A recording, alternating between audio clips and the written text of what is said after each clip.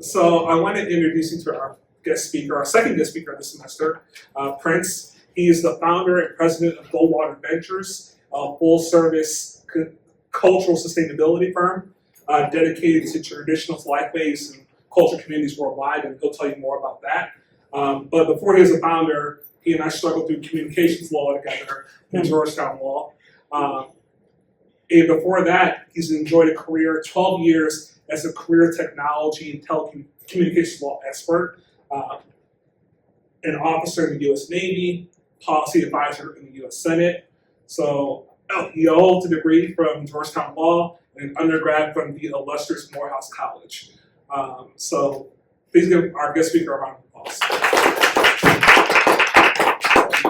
PowerPoint's right here. Perfect. Good evening, y'all.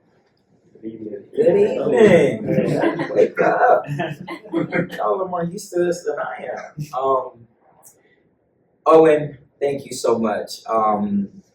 We met each other in the trenches of communications law. On the other side of that, and I can't believe it's already been 12 years of me being in this tech telecom space before I pivoted into cultural sustainability, which is all still related, and I'm happy to stick around and answer questions about that. But as I was mentioned or introduced, I am a Prince Albert III, aka the Culture Keeper. I am a powerful, responsible, and urgent leader. I'm a cultural advocate, I'm a social entrepreneur, and I am a filmmaker as well. But before all that, as Owen mentioned, I was in the trenches doing tech law and policy, right? Trying to figure out how we can better regulate and police, right, the technologies that are policing us, right? Today, I'm honored to talk about government surveillance, okay? Government surveillance in particular as used by the police. So first we're gonna watch about short 7-minute-ish video. It's pretty cool and graphic. I wanna share the link so that Francesca, will she be able to hear it? Oh, yeah, you can share the link with her. I'll share it, can I share it on here? Through Zoom. Okay, Just click the Zoom button at the bottom. Zoom down here? Yep, you see her face? Yes, Yep. yes. I will share it You can with you, share it. okay, so that you start watching it before we watch it, okay? And stop at like 6 minutes and 53 seconds. You'll know when to stop, okay?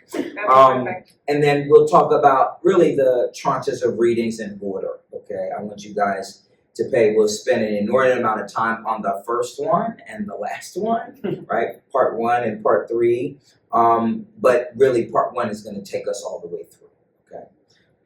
And yeah, we'll talk about the constitutional framing, the right and the left, getting around the Constitution and the ways in which the police and police power evades the constitutional underpinnings, and who are the subjects of surveillance and how might they be treated differently, right? And then I'll give you some recommended reading and some of my final thoughts, okay? Great. Okay, if I click this A video, New York Times. I want to share it with you. I'm opening a new tab. So you think you know Wix? Do you really? No, I actually know Wix very well. Okay, I can share it with you, Francesca, in the chat, right? Okay? Got it, perfect. Article published in August of 2020 notes that Look at confidence the in door. law enforcement is at a record. I'll start back. A New York Times article published in August of 2020 notes that confidence in law enforcement is at a record low, while calls for change have reached a fever pitch in the public consciousness. Ongoing protests erupted across the United States, with international actions arising in solidarity. Videos posted on social media sites reveal what citizen protesters see as enduring law enforcement violence and extrajudicial killings of people in Black, brown, and impoverished communities. In some camps, people have started to dismiss bad apple arguments that frame law enforcement abuses as individual aberrations. Instead, they point to historical precedents that are embedded in the very foundations of the institution of policing. Rather than reforms like chokehold bans or body cameras, activists and organizers suggest that defunding or even abolition of the institution of policing is the only way to prevent future violence and death. It may be hard to imagine a world without police, but all it takes is a little historical digging to see that they haven't been around forever, and this isn't the first time there's been a demand for police reform of some kind. So today we're going to look at policing, from its colonial origins to the modern day, as well as attempts to change the institution over time. In the early American colonies, policing was neither centralized nor standardized. Groups of night watchmen and patrols often worked under a hodgepodge of different systems depending on their geographical locations. Their aims were fairly similar, as property owners and private companies contracted people for hire as protection from thieves and ne'er-do-wells. In a bitterly ironic twist, colonial settlers were especially paranoid that nearby displaced indigenous peoples might encroach on their settlements. Between the 1630s and 1700, Boston, New York, and Philadelphia implemented night watch systems that mostly relied on volunteers, though some were paid. These people would sign up for dates and times to patrol, often sent to make sure locals were neither gambling nor engaging in sex work-related activities. This system was extremely inefficient, as night watch also served as punishment for some people, tempting volunteers to participate in the vices they were meant to watch. Frequently, these night watchmen spent their shifts getting drunk and falling asleep while on duty. Southern colonies focused on protecting other forms of property. Priorities rested on the maintenance of human chattel, enslaved Africans upholding colonial economies. The first American slave patrols were formed in the first decade of the 18th century in the Carolinas. These groups of 3 to 6 patrolmen often traveled on horseback, carrying whips, ropes, and guns. Enslavement led to the enactment of slave codes that patrols enforced. Night watches in the northern colonies had similar duties. Though chattel enslavement was less practiced there, these watches were still tasked with controlling enslaved populations. Connecticut and New York even passed slave laws that served the same function. These laws criminalized attempts at escape and rebellions of the enslaved against their enslavers. Over the next 100 years, night watches, for-profit hires, and slave patrols worked in pursuit of similar ends by different means. The notion of a centralized municipal police force actually originated in the UK by way of economist Patrick Colquhoun and his treatise on the police of the metropolis. Influenced by ideas from the Scottish Enlightenment, Colquhoun's treatise has been credited with reforming night watches into a means of maintaining social order. Rather than just surveilling crimes, they would discipline labor. These reforms required prioritization of moral reform for members of the lower classes in rapidly urbanizing areas. Members of the middle and upper classes welcomed this new development, while everyone else resisted. Regardless of this resistance, municipal police forces started to form in the late 1820s. These new ideas gained traction and spread internationally. Across the pond, American cities began instituting municipal police forces, one of which was founded in Boston in 1838. Increasing urbanization and immigration from places like Germany and Ireland meant that people perceived older methods of social control as insufficient. That many of these immigrants were Catholic further marked them as dangerous others. Communities of free Black people in northern states were not policed or detained as frequently, except when moving outside of the boundaries of their segregated sections of the city. Police were also asked to watch for potential threats of labor activity. Violence between police and striking workers, even if instigated or propagated by the police, could be framed as less a matter of private interest disciplining laborers than a force for public good curbing riots and maintaining order. By the 1850s, police corruption became rampant. Like their night watch predecessors, members would often break the law, like soliciting sex workers, gambling, and public drunkenness. Being in such close proximity to these types of activities left members of the police vulnerable to bribes. Leaders of the municipal party machines would choose police captains and sergeants and even use the police to harass political opponents. Municipalities eventually allowed police forces to carry weapons because they had already begun to do so. Local denizens feared the police and faced the brunt of these often corrupt and newly armed groups. Meanwhile, in the South, patrols continued to enforce slave codes, which required even average citizens to maintain vigilance. Fugitive enslaved people remained the responsibility of patrolmen, but deputized the average citizen. While the US Civil War left this system of enslavement, as well as the laws and enforcers that upheld it, nominally conquered, this sympathetic relationship between official patrollers and vigilant citizens continued as the institution of policing in the southern United States came to look more like that of the North. In the post-Civil War era, slave codes gave way to black codes. These laws controlled where formerly enslaved people could go, where they could work and live, where they could travel, and even how much they could be paid. Instead of disbanding, patrolmen shifted their focus, arresting freed black people, including children, on minor charges as a way of incorporating them into systems of servitude, like the convict leasing system. Prisons could then lease their detainees to private companies through convict leasing and tenant farming systems, or crop liens, which helped keep black, newly minted citizens indebted to their former enslavers. Like the slave codes, the black codes legitimized white supremacist extrajudicial vigilantism and anti-black violence. They also paved the way for the Jim Crow era. Lynch mobs and vigilante groups were common throughout the United States, often with implicit or explicit blessings from local police officers.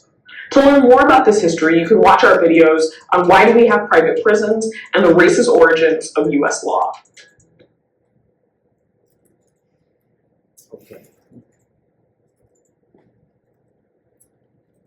Okay. The Constitution outlines not only the powers of the government, but more importantly, the limits of governmental power.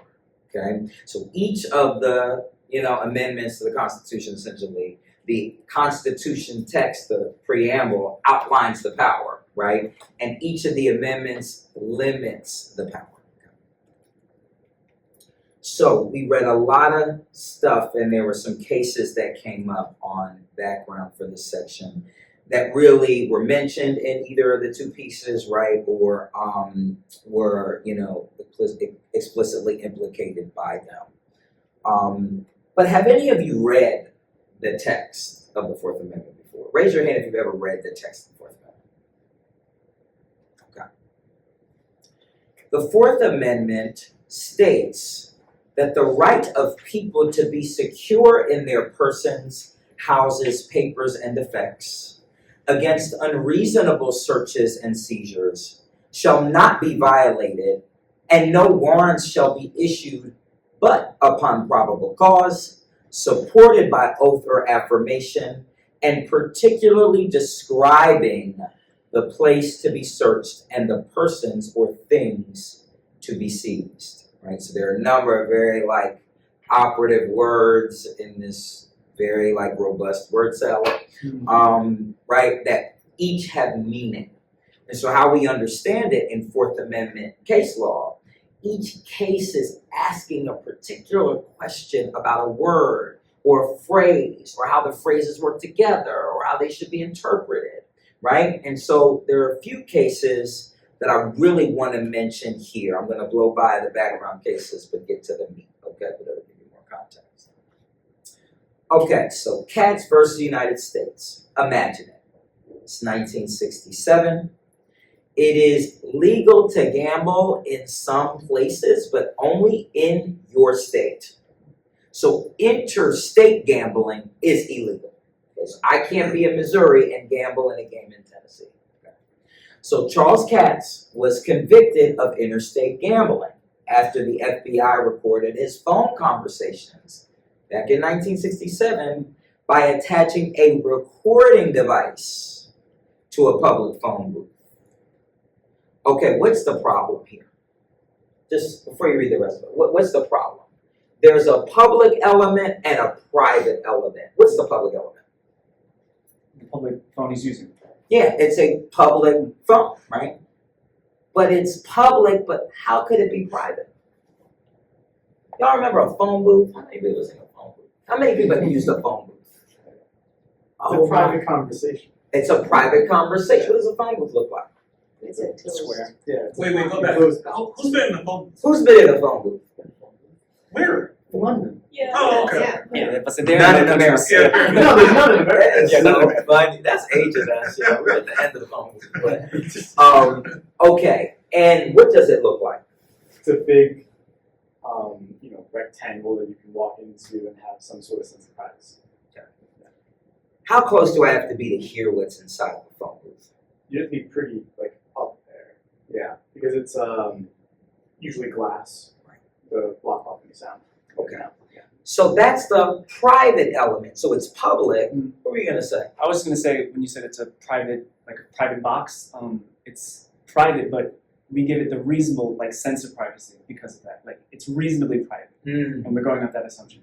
So we realize that in this box, no one should hear us, and no one should be recording us. It's a reasonable expectation. In an American phone booth, is it fully closed? Is No.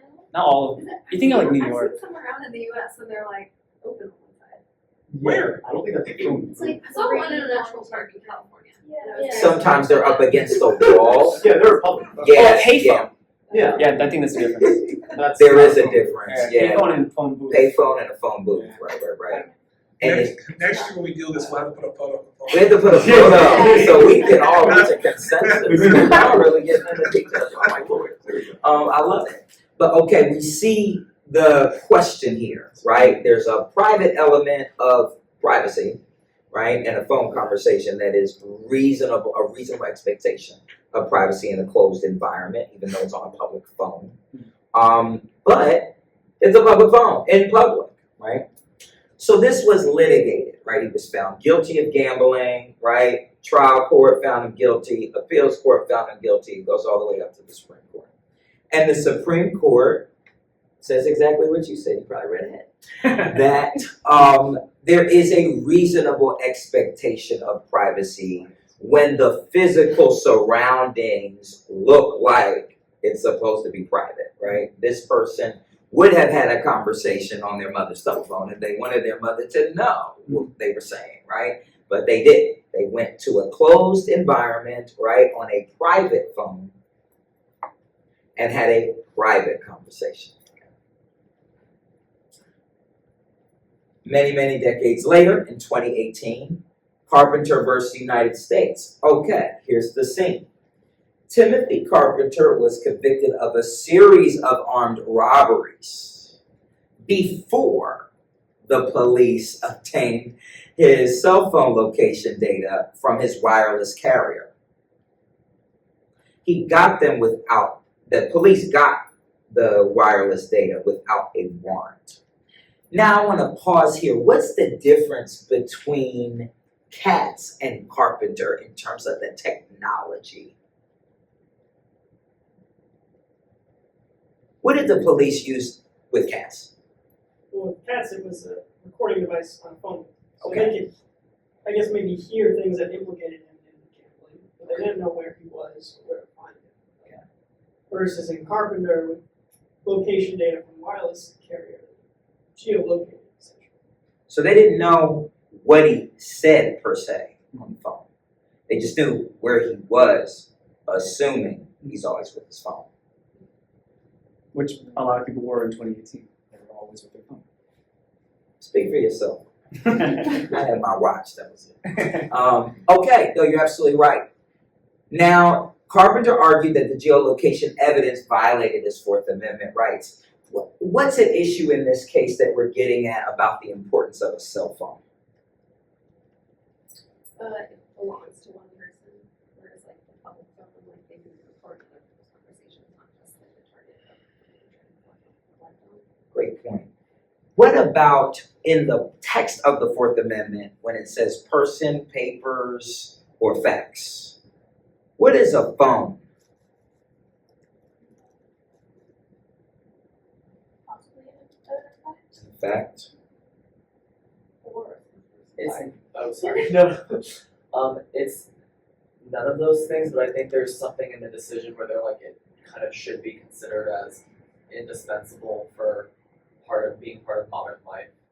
What are we going to I was gonna say that a lot of people now like kind of see or feel their phone as an extension of themselves. It's all of those Yeah. things. It's my person, my papers, my house, and my effect, Mhm. right? It's everything.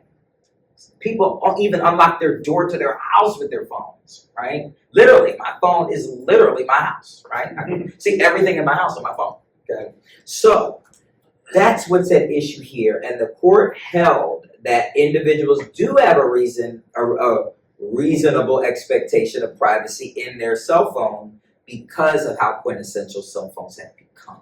And just as a quick note, we'll be diving more into Carpenter next week as well. Y'all get my spin on it. Okay, Do you remember Lauren Berkovac from law school? yes, She's the guest speaker. she is. Yeah. Good. Homeland Security. Yeah. I'd love to see what she has to say. Okay, Hammond versus the United States. What was happening in the Hammond case? Similar to Carpenter how? What were they accused of? Accessing phone data from a person of interest. No, Hammond. What was Oh, Hammond Hammond? accused of? Hammond was Just like accused- Carpenter. Robberies. String of Oh, robberies. Okay. And what happened? What did the police do? How did they nail him? They requested, I think like his cell, whatever, I don't know the technical term, Mhm. from AT&T, his cell service provider, and they were able to get location data from that. His cell site location data. Okay. I want to make a distinction, okay? What happened in Carpenter versus what happened here in terms of the data and the source of the data? In Carpenter, they reviewed existing previous data, and in this case, they were collecting it in real time. Exactly. Okay? And so real-time data, it goes a bit far because instead of someone retroactively finding out what you've been up to, someone in real time can surveil you. I mean, now we're getting to the heart of surveillance, right? Surveillance, the corpus of surveillance is about real-time information, even hinting toward the future, predictable, okay? If someone is traveling 60 miles on I-95 headed south, we can predict where they'll be in an hour, literally with live data, right? Something that isn't possible in that past-looking previous data, right? Okay. So, Hammond is found, they say that the CSLI, the cell site location data, it's fine, it's just like Carpenter, right? It goes, he gets convicted at the trial court. He appeals, they affirm his conviction at the appeals court. Okay, it goes to the Supreme Court. Now, what does Cato argue, the Cato Institute? What do they argue at the Supreme Court?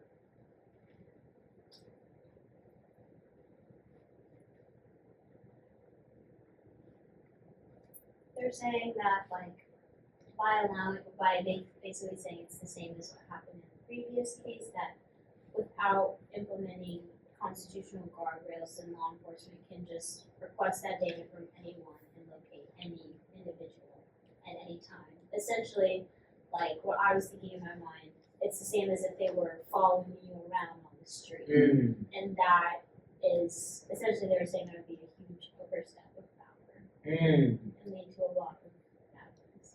And you said something too I want to comment on.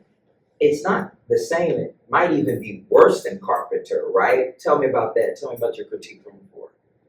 Oh yeah, well I think I thought it was counterintuitive that it was legally permissible for them to review real-time data. It was like previous data was off limits, but real-time data was somehow better because of the reasonable expectation of privacy issue. And I think another critique that Cato had was that reasonable expectation of privacy is not everything. The Fourth Amendment really is actually about government conduct, not this CATS test. Or it is, the CATS test factors in, but it's not the core of Fourth Amendment.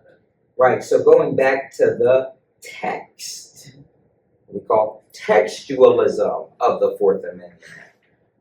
It's on the slide. What's the three-part analysis? You're exactly right. Let's take the emphasis off of this goose chase about the kind of data and classifying the data. The heart of the Fourth Amendment is about government conduct. What's the test that they suggest that the Fourth Amendment should really be asking in questions of data?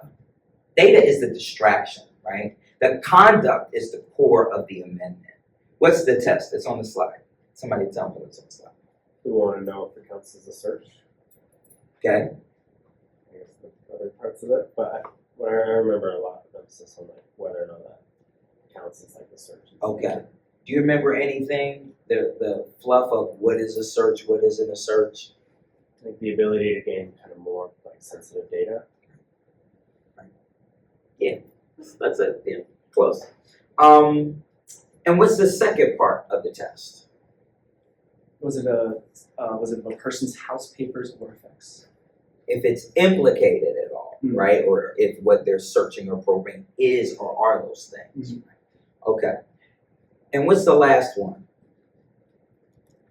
What's the last part of the test? Was the search procedure reasonable? Okay, talk to me about being reasonable. What does that mean? That's a good question. If the cops want it, they should get it. It's reasonable, right? They think you did something. One thing that actually stood out to me from the Cato reading was that I think part of the justification for using the CSIL data was that they found him in a public space, right? And so they're like, it's okay because even though we tracked him in real time, we found him in a public space, so we were able to conduct this search. It was reasonable because he was in public, but Cato argued that you can't conduct a sort of warrantless, unreasonable search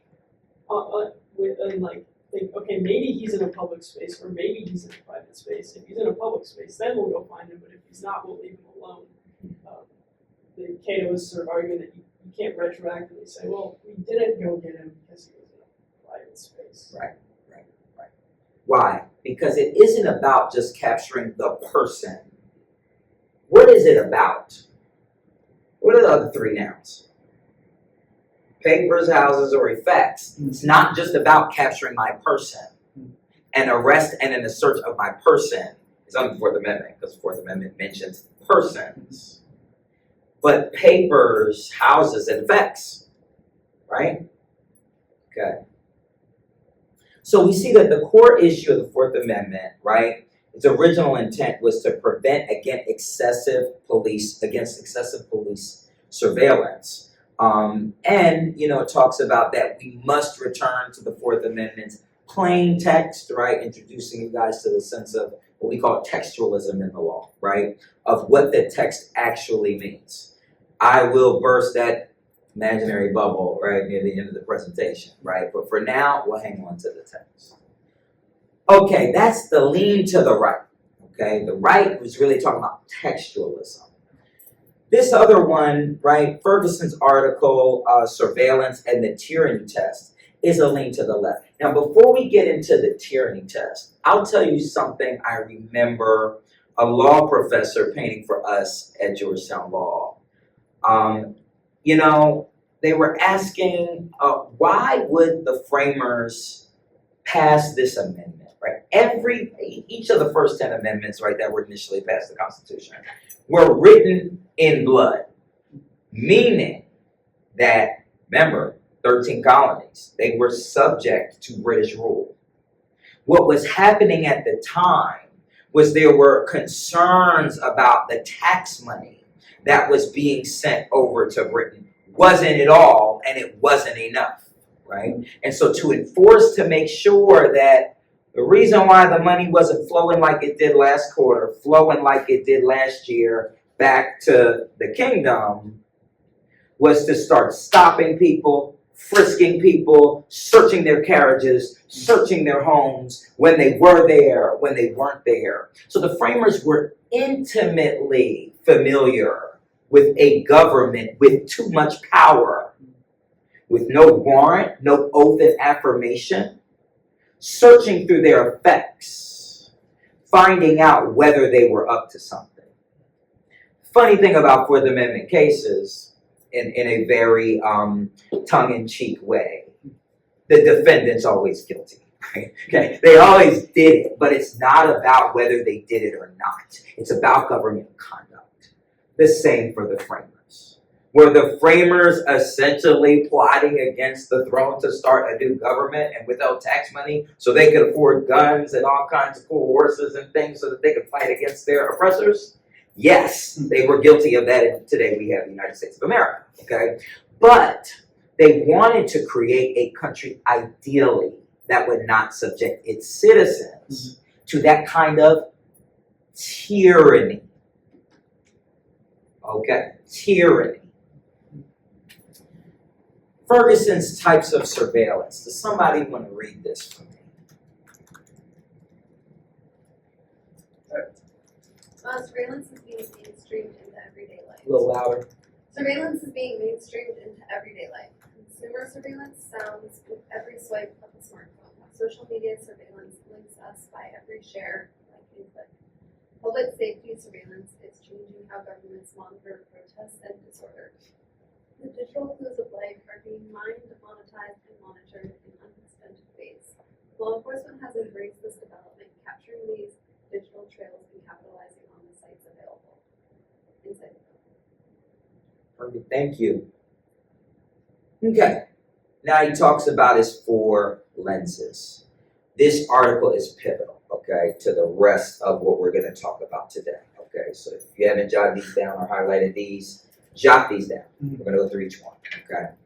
The article this article, he says, seeks to reset the starting point for the debate on policing technology. Specifically, this article re-examines the question of first principles, offering 4 framing lenses to examine the different ways society has approached new policing powers. These lenses are the trust lens, the trap lens, the technocratic lens, and the tyrant lens. Together they offer a rough taxonomy to analyze at all future police surveillance technologies. The hope is to provide a descriptive and theoretical framework to evaluate the best approach to new surveillance technologies used by the police. Okay. Find that highlight on page 205. Okay, what's the trust lens?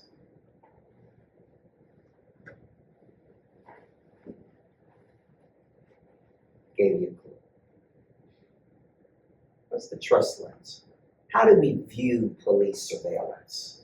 Default, he says. Through a lens of trust.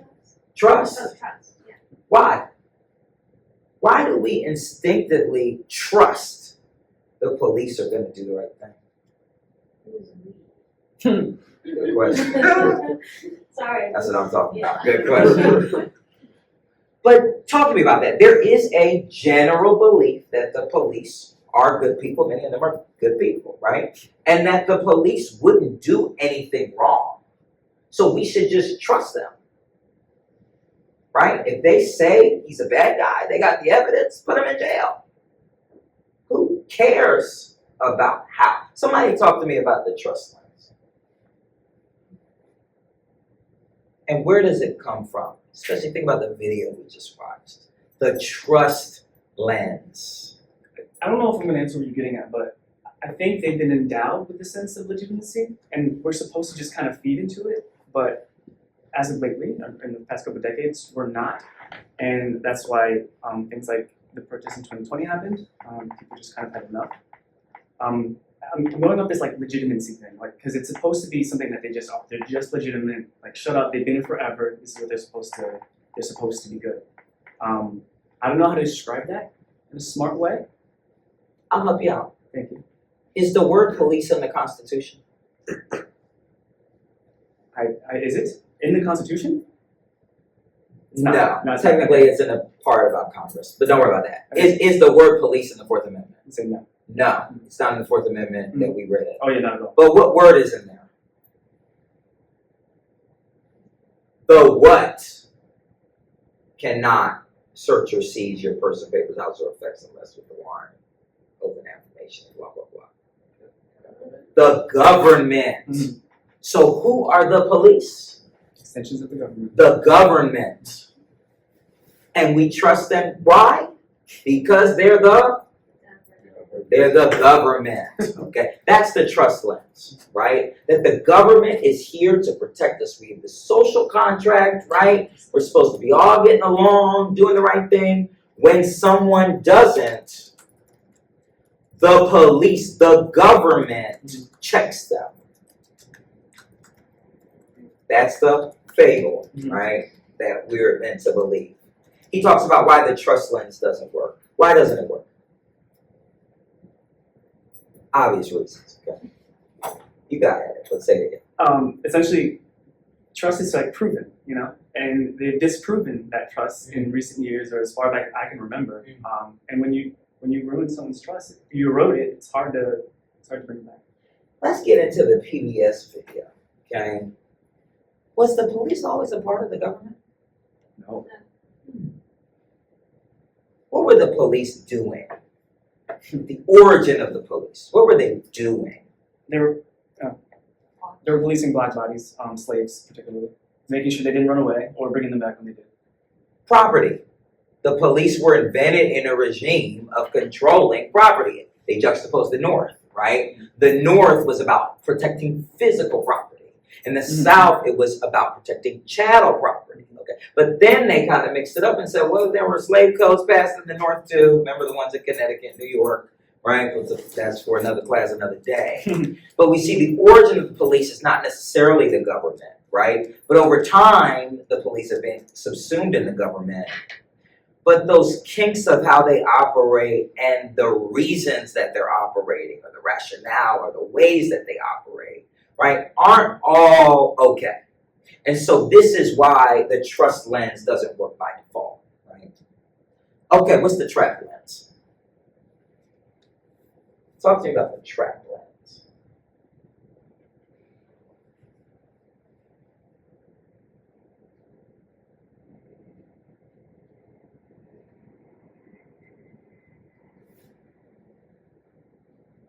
Somebody said 2020. What's the trap lens? Just talk to me about this. Yeah. I just read a piece of it right here, and I like the way they put it. That policing, if I'm reading this correctly, is anti-black. Almost a premise that the institution itself, is anti-black. Yeah, so in the third bullet, right, it says the trap lens simplified says, has there ever been a time when police power has not been turned against black, brown, minority, and poor citizens in an effort to exert social control? Because the point of the police in the very beginning is to exert control. These things are interrelated, okay? No trick question here.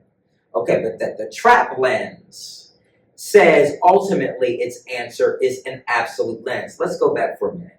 So the policy implications of the trust lens says we trust the police to figure it out. We trust the police, they're a part of the government. We trust the government because they keep us safe. So reforms should always privilege that the government, the police should get the benefit of the doubt until it's totally egregious. And then we'll fix it, but that's a few bad apples. That's not all police officers, right? It's not the institution. It's just a couple bad people. That's the trust lens, okay? And those are the policy rationales and the political rhetoric we hear around the trust lens. Remember that, okay? The trap lens, the rhetoric we hear around the trap lens, abolition. They always, it's a sliding scale, right? They always, it starts kind of good, then it goes bad, then we reform, but it's always going to slide back down to oppressing black, brown, minority, indigenous, right, and poor people, okay? So abolish, defund the police, okay? Those are those genres. That's extreme, right? But there are elements in kind of taking away police power because they're incapable of yielding it. It's a trap, okay? Giving the police any kind of power is a trap. Okay. What's wrong with the trap lens?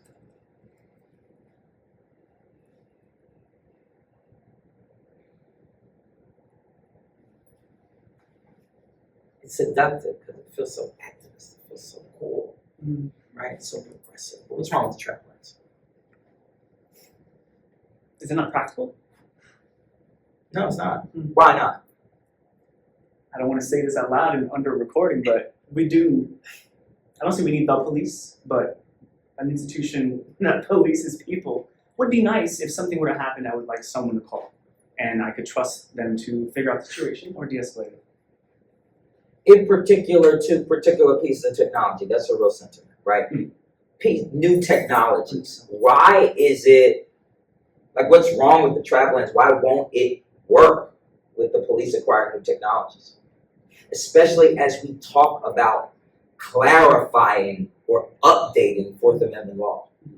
So, what you got, Professor? So, for the purposes of the conversation, when I was reading the piece, I'm injecting a different viewpoint. I find it wholly impractical. Like, sure, there are critiques to be watched, but when it comes down to the end of the day, if I'm getting carjacked, I'm not calling Ferguson Right. to come help me. Right. I need somebody Right. who can effectuate force to come help me preserve my life, privacy or not. Your property, your Yeah. car, your life. Yeah. Yeah. Like what they were for in the first place. Yeah.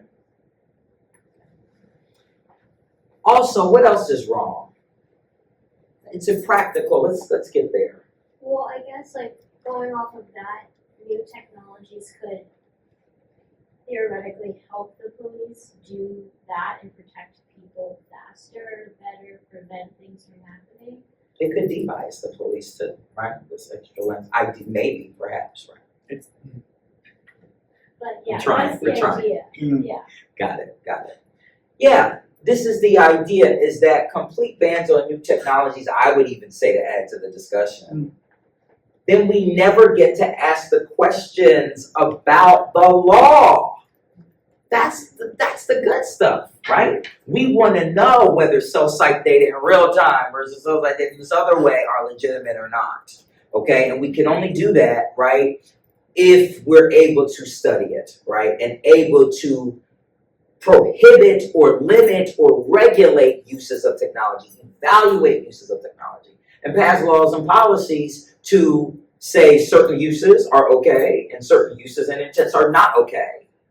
And if we just want to ban everything, they're going to use it anyway, impractical, and then it'll be no guardrails, right? It'll probably, the use will be even worse. So I find that this lens is impractical. He's not pushing this lens. I'm just asking the question to push the envelope. Okay. All right, the technocratic lens. What's a technocrat? What's a technocrat? Off the slide. What's a technocrat? When we talk about in policy, technocrats.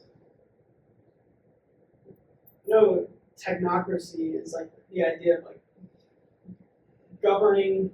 The governing is done by people who are experts. Experts.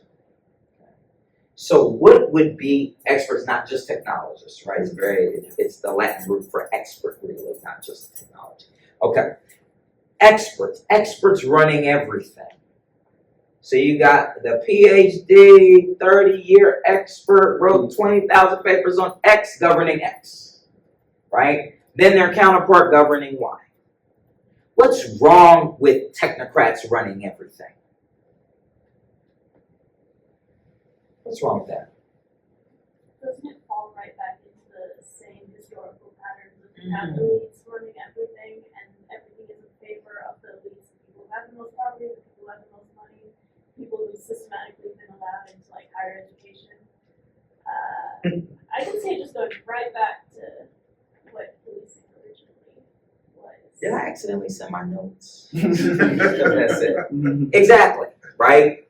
And really what you're going to see, a hallmark of technocratic lenses and answers to police surveillance technologies are really going to be in the weeds of the actual tech and what it does and technically blah, blah, blah, blah, blah. But really we often differentiate and bifurcate knowledge from experience. So someone talk to me about that bifurcation and what is another limit of technocrats. Technocrats making law, making policy, deciding what the police use or don't use? Experience. I don't know if this is actually true, but I feel like a lot of technocrats or people who develop products like this or work on them sort of operate under the belief that they're a force for good or like innovation is a positive thing, and so that should be kind of privileged without looking at, or maybe even, to advance progress, not looking at the ways that those can be biased or detrimental, and so it's kind of an imbalance of kind of perspective on what technology and what innovation is. Perspective from experience. Someone talked to me about experience. What were you going to say? I was gonna jump off Kanisha's point, if I may. Yeah. Experience to two different people are they're different. Like if my knowledge comes from my experience and that's what's going to be embedded in what I'm telling you, it's totally different than what Kanisha might be coming from or where Zach might be coming from. So if we're just judging off experience only, it's a bit myopic, I think is what I'm looking for. Yes. And technocrats tend to be the people that study it in the lab, not the people that do it in real world conditions, right? And so if you have a bunch of technocrats making the law, you got this beautiful, ultra detailed thing that has absolutely no application to what really happens beat on the street for the beat cop, right? Who's going to use it? We have to follow this law, okay? Yeah. Isn't that just bad research from the expert then? Like How if we're, so? well, if we're truly having an ideal technocratic society, that expert who's crafting that law should be doing research on a representative basis in order to craft a law that makes sense for everyone, ideally, or at least at a local level, they're able to do it more specifically. Now, if I may, Kanisha, what would you respond to that? That specifically? Mm-hmm. Because you mentioned it in your comment earlier. I don't know if I have the perfect answer. I can give you a different answer. Well, I know it's not practical what I'm describing, so Right. that aside, I do think education in itself, and this is probably not what you're getting at, but education in itself is taught by people who have this certain type of knowledge, and then you're valued for having this certain type of knowledge. And like it's to like maintain that standard of elitism, you get used to talking in ways that common people cannot really understand. Okay. Right. you know, So that's an empathy problem, right? It's So we have an empathy problem and a design problem, laws. I don't know if it's an empathy problem as much as it's just like if you woke up every day and like were only around a specific group of people, would you actually like even But that's the think problem. about it? They're around a specific group of people. That's bad research. But is that a matter of empathy, though? Right. Is That's that a the matter of empathy, yeah. Yes, it is. Because how are you supposed to become a truly empathetic researcher or designer or crafter of law? You're supposed to talk to people who are going to experience the effects of those laws.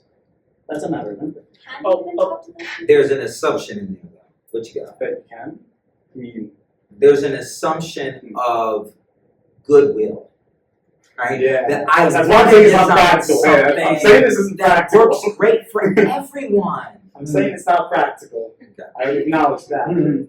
But Ideally, you got a point though, right? Technocrats should have a mix of yeah. right experience and should seek experience if they don't have it. What you got? Yeah, I was also looking at the third bullet point on the previous slide about the next one. Might be banned, some allowed, but all will be rigorously evaluated. I think that's also a more theoretical point because I feel like a lot of them, even if this is all theoretical and it's a lens, but that one has shown to be kind of impractical with technologies like Clearview AI, and it's not just a matter of the intentions of the founders or like the people who are the experts in the technological space, because it matters also who is funding them and like whether that can even influence their own worldview and politics. That's right. That's right. Great point. I want to just, as we wrap up this one, because it's a very important part of this lesson, think about the types of technocratic regulatory solutions that you hear. Groups them and categorize them. You're going to hear a legislative response, pass a law, create a community oversight board, do independent audits on the technology. They're studying the data, and what really has happened shows that there's a disproportionate use of blah blah blah blah blah. These statistical places by these academic response. So ever you hear that, think technocrat, okay? And we'll go through some later, okay? And then the critiques of the technocratic lens, right? It's the structural power, kind of like we were talking about before, right? They hold significant power over, and technocratic reforms don't adequately check this power completely, because you can critique it, but if you can't enforce it, right, and create a policy that adequately and equally enforces with some kind of power, if they don't enforce it properly, right? It's really hard for technocrats to do, right? You're just a civil servant. Perspective of privilege, absolutely hit the point.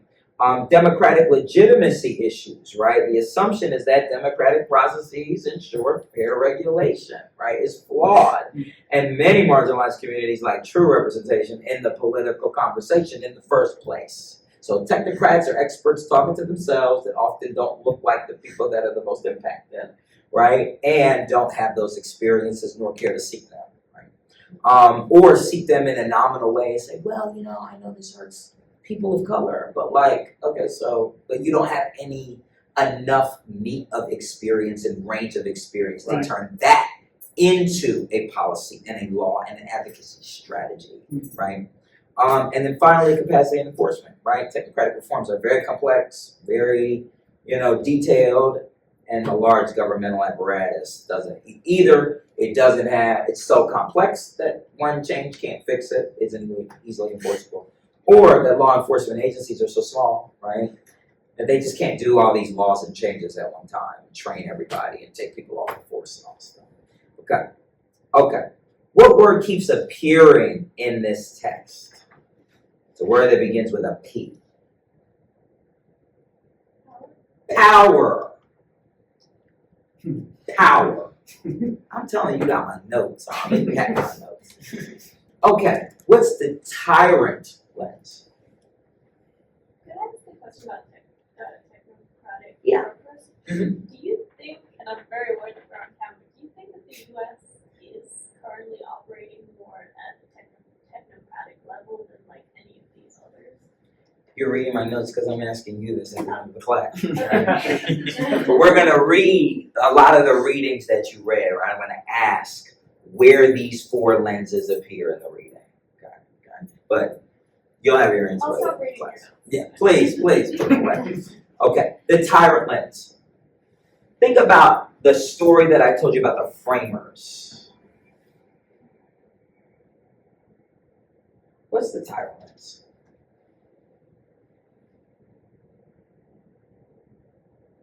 Lean to the right. We should be critiquing police surveillance because it came from tyranny, arbitrary power, people overreaching their power. Exactly. Right? So he even mentions it in this excerpt. Okay, tyranny and the fear of arbitrary power rests at the center of our constitutional order. As will be detailed, the tyrant test can claim a historical pedigree dating to the founding of the country and the original spirit of the Fourth Amendment. In addition, the tyranny test finds support in the 14th Amendment as a directed response to the arbitrary and oppressive Southern policing practices that enforced slavery, peonage, and the broader structural power of racial oppression. Tyranny, be it British customs agents or Southern slave patrols, manifested as forms of arbitrary police surveillance power that necessitated a constitutionally grounded structural response. Okay. And more. Okay. Are they similar or different? The left and the right.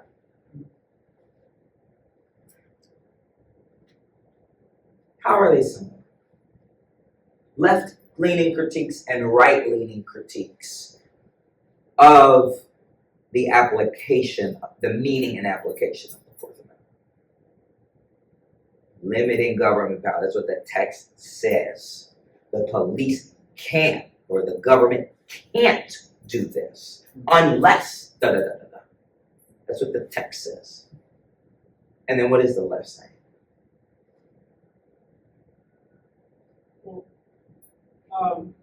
Give you a So cheat the- sheet. Yeah. The more left-leaning response is that the Fourth Amendment is, while it has the text, it kind of offers more of a guideline in which we can sort of look at how policing ought to be. Okay. So the right would say,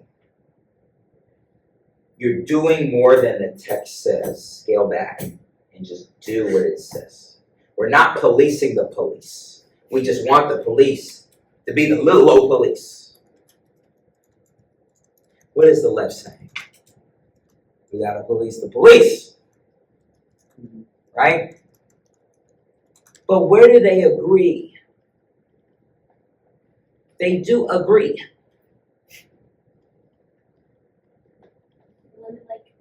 What I'm seeing is agreeing on limiting and controlling government conduct. Just whether to different degrees, because the text is just the degree of the text and whatever they're interpreting that to be, and the other side is more so expanding that degree and what it can mean. That's right. Any other comments? I think they also agree on what it is to be a person when it was written.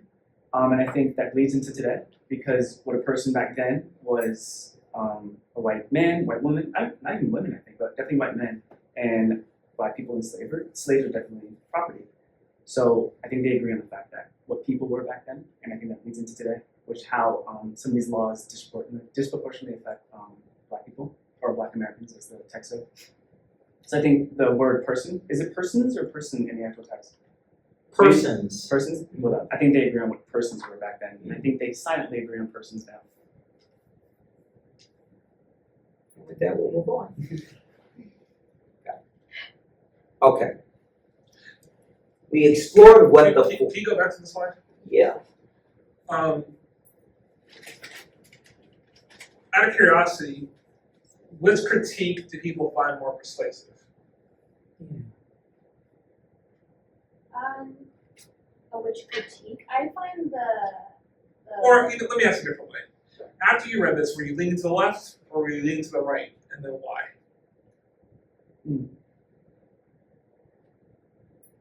Don't worry, the camera can't see go. Right. It's right. focused It's directly on on me. Prince. It's me. It's I on can see me. it. So just focus on It's what I'm only asking. me. I'm more convinced by the left argument. Why? In that I feel like that paragraph of text can only go so far and can be interpreted in many ways, and it will always be interpreted. And so the way you check that is adding different perspectives to kind of check each other, or adding different elements to the structure. Like, I don't think it's reasonable just to expect text to speak for itself, because clearly that's why the whole law, like why people exist to interpret the laws. Text doesn't just speak for itself. That's what I would say, because, like, I lean more to the left, ironically because of maybe some like textualist reasons in which a lot of the framers of the Constitution were like, by the way, you can change this if you want, or we understand that this might not forever be fit for the future of the United States of America. Federalist Paper 51. Yes. So I think that I just appeal to that more, especially because they literally said so. So I feel like that's kind of, I don't know, my critique of the right in terms of like, well, you're talking a lot about what the framers said, but they disagreed on the interpretations at that time. Some of them said we should change it, so that's why I would be more to that. Okay. I'm gonna go very controversial because this is not where I lean usually. Mm-hmm. In terms of where, like, the most, I think, effective way to prevent policing from using this new technology in a way that, like, more people, I think, would get on board with it, I actually found the right's argument to be clearer, because the left's argument, there's so many things that we can do. And there's so many, like, interpretations, which is a good thing usually, but in the current state of things where, like, you have police just, like, doing things without warrants, I think just focusing in on that, like, warrant probable cause, even though it could cause problems in the long run. I do think going back to that like original thing of like needing probable cause and unreasonable searches and seizures, that would be like something that's already written down, doesn't need any interpretation, like just something to prevent further surveillance until we figured it out in the way that the left wants. So, the court should return to the text of the Fourth Amendment when the need for novel applications arises. Start there, Right. and then you can interpret it based on the case. But I think if you don't start there, then you've like opened up the possibility to ignore like that need for warrants and the needs for reasonable searches and seizures. We'll talk about 40 different ways they've done that since. But yes, literally 40 or more. What you gonna say? Last comment. I also worry about that in relation to de-emphasizing the reasonable expectation of privacy. I think in the context of the Cato piece, it was like we've gotten too focused on like technicalities of the data, but I also think that those do sort of matter, and especially I think it was in the Sotomayor opinion where she said we need to update reasonable expectation of privacy. Like I don't think you'll find people like the people's diminished ability to consent when they have their phones on them all the time. Like I don't think that can be extrapolated from a strict reading of the. I agree that like the spirit of wanting to protect people's privacy should be prioritized, but I think that still needs to be like accomplished through multi-level analysis and context. Great, okay, we're gonna fight through this for the rest of the class, okay? The Constitution, it gives a presumption in favor of privacy and puts the onus on the government to prove why they should violate it, right? Why they violated your privacy, and is that okay? And they can't convict you with the evidence that they got that was unconstitutional if it was unreasonable. Okay, or without oath or affirmation, and blah, blah, blah. Okay. The Constitution textually is clear. It presumes against surveillance. That's inconvenient for the police because they want to surveil. That's how they're going to know what's happening on the beat, what's happening on the street. So they have found ways to get around the Constitution. There are two major ones. We're going to talk about the privatization of police surveillance, okay? One way you get around it, privatize it. So it isn't the government doing it anymore, right? It's the government hired a contractor, had a subcontractor that was doing stuff, okay? Another way you can get around it is the two big bad boogeyman words of the federal government. What are they? On the slide. National security, kaboom. Okay, you have totally gotten out of the Constitution when you talk about national security, okay? And we'll talk about the readings and the text and why.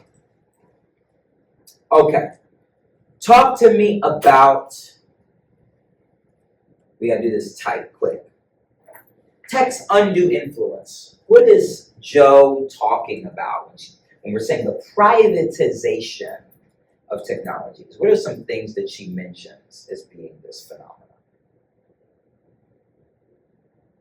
And explicitly on the slide, what do you remember? The fact that private companies are creating surveillance technologies, not even just like creating and being like, oh, anyone can use it, but creating them for the police. For the police. It's very important, thank you. For the, we'll talk about police and each other different time, but for the police.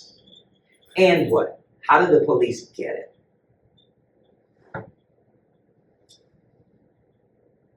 They enter into contracts. Yes. Which includes NDAs. Which includes NDAs, contracts. And what's the issue with NDAs and the police and technology? It becomes a problem when, let's say, there's a court case and they have to disclose information because the company will say, no, this is my proprietary technology, it's sensitive, so I can't release that. So it becomes very difficult to scrutinize the technologies. Okay. A tight bow on that is just transparency. Right. Just a lack of transparency. Yes. It makes it almost impossible to have due process, just How you so? don't know, if you don't know what like technology has been used, if you don't know how it like was used, anything like that, like how do you know that a conviction is like actually legitimate? Give me an example. I mean, this is great for some meat on the bones. What's an example? The use of stingray technology. Okay. I believe Jonathan wrote about it in his discussion piece. Mm-hmm. Jonathan? Tell me what you wrote. No, so I didn't want to. No, I love it. I just read it. And It was like, Jonathan, take it away. I wrote about it because that was what you're talking about with the NDAs, where local police essentially could get these stingray technology, but the FCC said they could only get stingray technology through the authorization of the FBI, and the FBI would then require an NDA. So then local police would sort of be reliant on the FBI for this technology, and then they would basically be gagged and they couldn't say anything about the technology. What's an NDA? Let's get real explicit. Non-disclosure. A non-disclosure agreement. What kinds of things would be kept in an NDA from a tech company? Commercially sensitive information, so things you don't want your competitors to know. Like what? Give me an example. Like about your technology. I think in this case specifically also the efficacy of the stingray technologies, people don't know about it. So you can argue that like the bad guys, if they know that there's this thing, they'll find a way to circumvent it. They'll find a way to circumvent it. God forbid they use their rights. God Mhm. forbid. Mhm. What were you going to say? How the technology works, what the technology takes, and where does that information go after it's taken. For things like range, Mhm. accuracy, Mhm. right? So if I was 500 feet away when they say they used the stingray and they got me, but it really is only effective 300 feet away, but the police either, if they even read the instructions and know that, can't say that because that's proprietary. Mhm. Or there's another phenomenon she doesn't say explicitly, but what's really happening with this technology? If it is effective only 300 feet away, or 300 meters away, I was 500 meters away. And the police don't even know the range. Mm. They can argue plausible deniability. Oh, I don't know the range. I just know it works. I do it, I did it, it gave me a reading, it was the bad guy, we got the bad guy. And no one can question that. So there's even not just I can't say anything, I signed an NDA. Because that's at the FBI level. Yeah. But there is a baked-in systemic plausible deniability. I didn't know. I didn't know how the damn thing worked. It just told me it was red and it was the bad guy. This is really reminding me, it's included in here, so I'm gonna first kind of say, Please. body cameras turning off, like, very conveniently, at like, just the time that they need to, like, is that part of the technology? Is it, like, is there an on-off switch? Clip. On. Got him, guys. PID. Positive ID. Just saying. Okay. Excellent. And she makes a lot of other points here. I'm going to massage them quickly before I break. She talks about economic influence, right? You've got one or two or very few number of contractors that are in good with the government, right? They're making tech exclusively for the government. The government may even be, as you mentioned, their only clients, right? And so that breeds an issue because what are contractors always trying to do? They're looking for the next contract, okay? I'm a consultant too, I get it, okay? You're always looking for the next contract. So you may withhold things. Things like cloud storage might be extra features. And so the data doesn't even live at the agency. It lives in some cloud, right? With a subcontract. So you got to keep a contract with this client forever because God forbid if you break the contract and go with the competitor, you lose all the cloud data, right? Things like that of these continuing services and these economically coercive things. There's others, but what I think is interesting about her arguments is it just gives the police like, oh man, we were looking for better tech to do our jobs better, and man, they're screwing us. They got these economic barriers, they're making us sign these NDAs hand and fist. We want to tell you, we want to give you justice, but we can't. We signed an NDA. is that really like not the police's fault? Reactions to that. She frames it as like, wow, this is being done to the police. Oh gosh, they can't render justice in due process because they can't know and they can't tell and they're just so restricted in this tight economic market. Wow, sorry for the police. What's really going on? The tone of your voice there, it's a little judgmental. The police have to deal with a number of factors on the ground, including the actual effectuation of their daily duties. They're handed these tools in order to complete these job roles. I don't see the need for the skepticism in your tone there, sir. I'm going to continue because I think I'm right. It's a huge blind spot, right, in the And article. guess what? It is now break time. So we can pick this up at 8:01. Oh, please. All right. I have my slides ready. And I'm here to talk in the break, guys. 8:01. Please be hard on Lauren, please. She can take it, trust me. Okay, we quickly went through Joe's argument, right, about these are some of the ways that the police get around the Constitution. I'm framing it that way, okay? I don't think that her initial frame of the police are innocent and the NDA just happened to them is the reason why they're violating people's rights, right? I think that there is the privatization of some of these surveillance technologies through this very technical lens is how they're able to get around, right, some of the the main constitutional presumption against surveillance and surveil people and get them, or get on the record that they did a crime. The goal may not always be conviction. The goal might just be getting any paper filed in a public document with this person's name and this person's number and this person's information and saying that they did a crime, but that they couldn't be convicted because some Fourth Amendment thing got in the way, but they're still a criminal, right?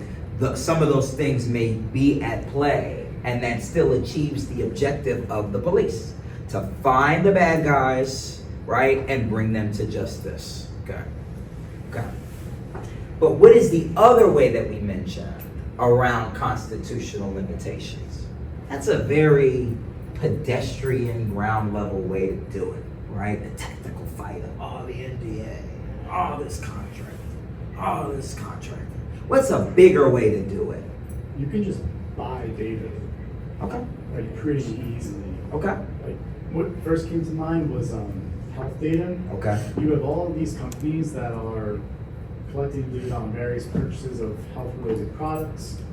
That is not considered sensitive data, but if it's aggregated in a way about a particular group of individuals, then it could be very harmful to that group of people. And so the purchasing of data doesn't even matter kind of what kind, but it's one way to get around these limitations of collecting. Give me an example, if you can think of one. There are real cases, because we're talking about corporate surveillance next week. We're talking about the police. How would the police? Abortions is a huge thing right now. Right?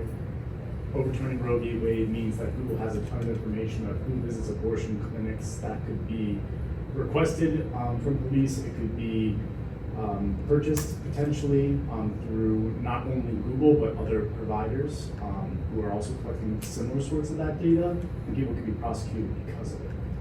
So that is. The Texas this is off topic, but the Texas abortion law does something that the original police forces did in the 1700s beginning. Something called deputization. What is deputization? Making a citizen, average citizen a deputy? Yes, exactly. So you're deputizing people to execute the law. Meaning, we can buy in bulk the health data and sift through it. Okay, analytics, cool. And then we can corroborate that, not just with a witness. I saw 10-year-old Tiffany, stayed home from school for the last couple weeks because her stomach was getting bigger. Then all of a sudden I saw the car pack up and they went away for a weekend, and she came back, she doesn't have a stomach. It's not just that evidence is now used to corroborate the data, but that you've now deputized Mrs. Smith next door to knock on the door and ask questions and record video and take pictures, and she's now a police officer. She can do the investigation. Does she know anything about the Fourth Amendment?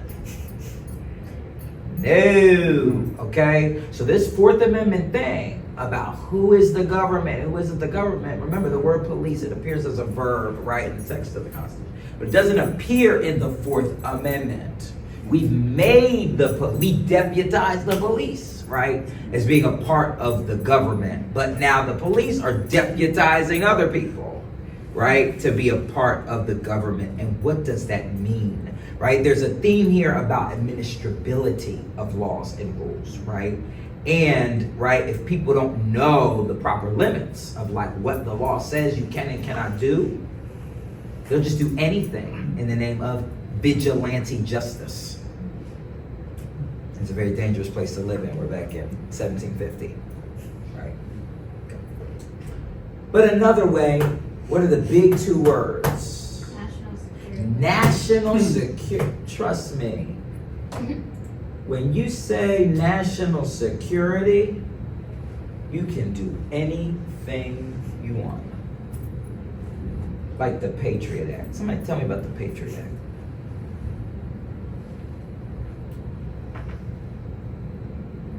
It was an act that was supposed to counter terrorism, and it basically just expanded already in place surveillance and made new ones.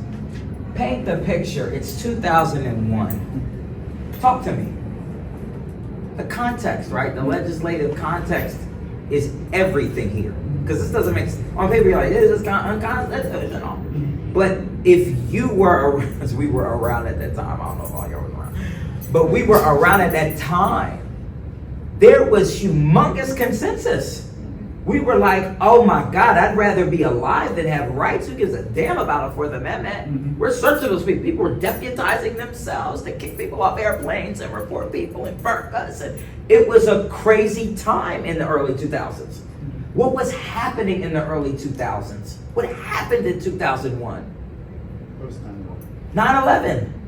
Tell me about 9/11. What happened? Let's get the facts. And it'll give this context. Let's get the facts. Well, two planes crashed into major monuments in the U.S. The people who hijacked these planes were of a certain ethnic background. Because of that, Let me correct you. 3 planes. 3 planes. What? 1 plane. What happened? Pentagon. It's technically 4 planes. Because one crashed in 4 planes. 1 plane did what? Pentagon. Pentagon. Another plane Shot down in Pennsylvania. shot down in Pennsylvania. Well, that's not true. I No, was just saying that. it flew down in Yeah, Pennsylvania. Okay, it crashed in Pennsylvania. They wrestled it down. What happened to 2 other planes? Twin Towers. 1 for each tower. Correct? Okay. New York City, financial capital. Washington, D.C., the seat of our governmental power. And Pennsylvania, we think it was headed to Camp David, or I forget where it was headed, right? It was headed somewhere else of interest to the U.S. government. Bombed all within like an hour and a half, and everyone's watching it in every classroom, on every television, in every work break room in the country.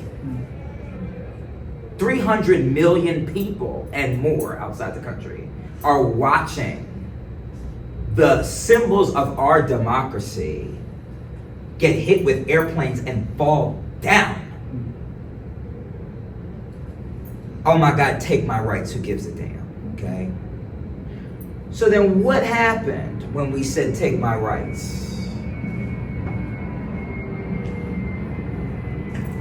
And remember, that was September 11. In October, they wasted no time. October.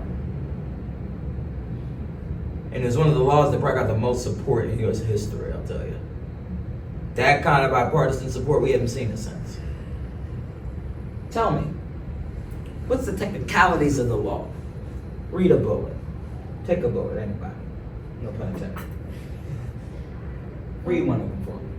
Phone calls, emails, and financial records are monitored with broader access to personal data, often without a warrant. Without a what? Court warrant. Without a warrant. Well, wait, I thought the Fourth Amendment said you had to get a warrant with oath and affirmation and due process, right? I mean, what? Now you don't. Question for you. It's a very technical legal question I'm going to ask you. And I might ask your professor to help you. In the Constitution, it says you need a warrant. But the legislature says you don't. Who wins? Who should win? Who should win or Who does? should win? The legislature. Why? I'm thinking about like necessary and proper clause. Okay. Slide in other areas of the Constitution. I love it. I love it. Like, yeah, Congress, like Article 1 listed all these powers.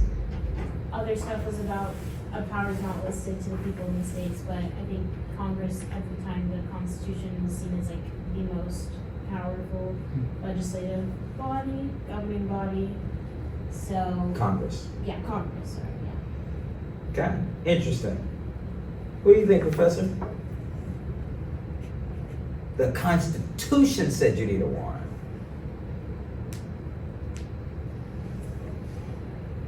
This is a hard question. This is not an easy question, but I want y'all to think it. Ideally, the Constitution would prevail as a source law. However, there are many caveats that will be implemented across the way to deal with different situations that come up at the same time. Right. Now,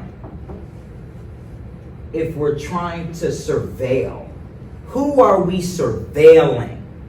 It's a reason why the Constitution is still supreme law, but the legislature can pass something like this. Who's the target of this?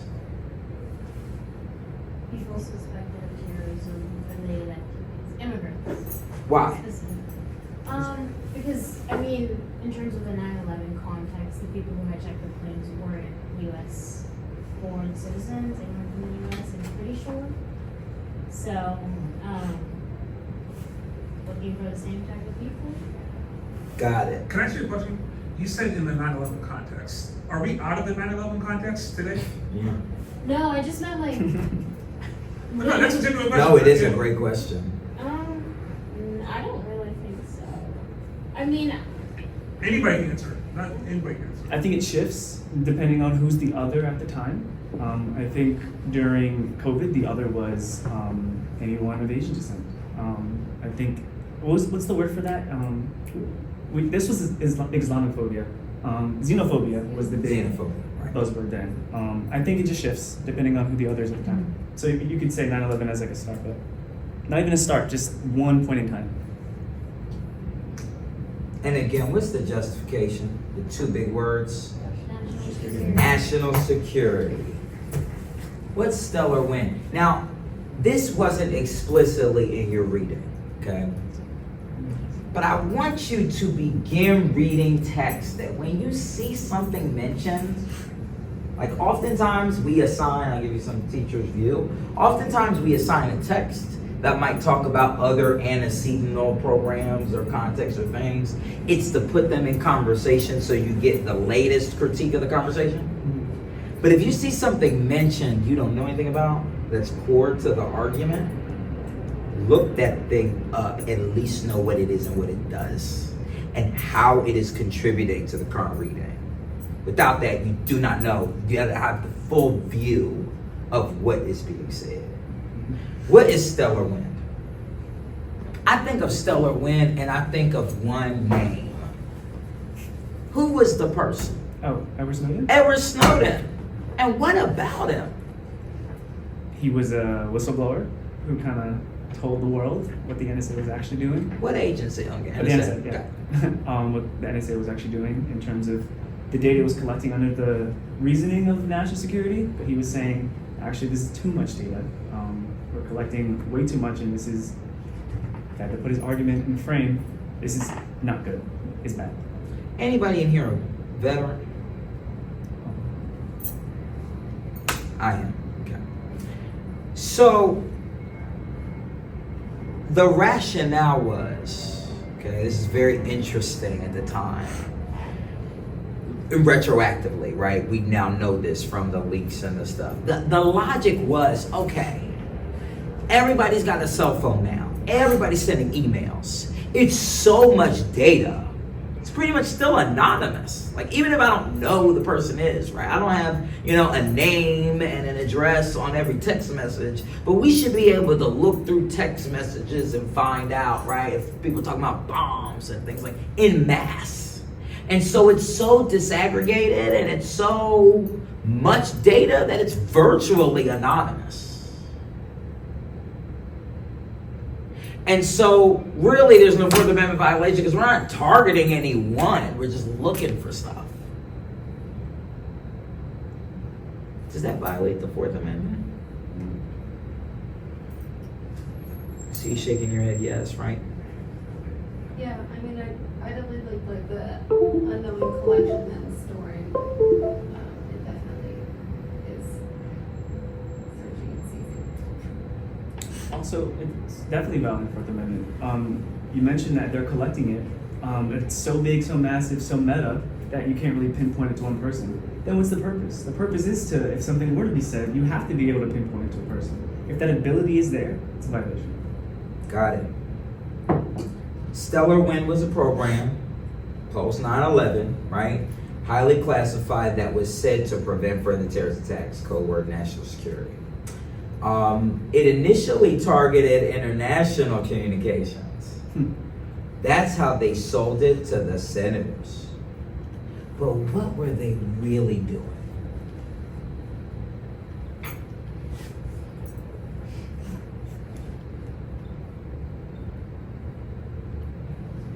Number 3.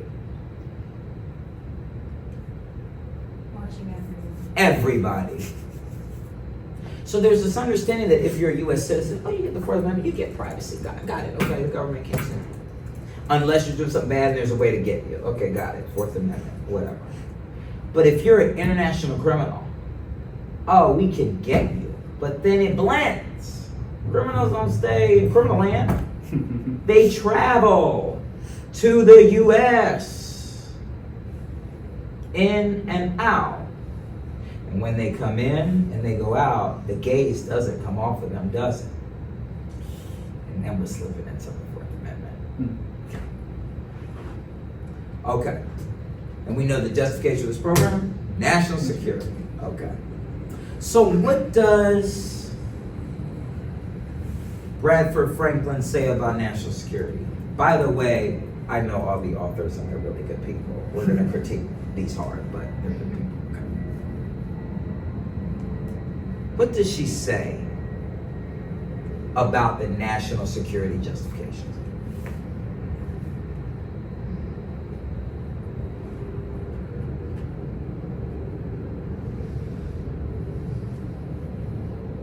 The slide isn't going to necessarily tell you.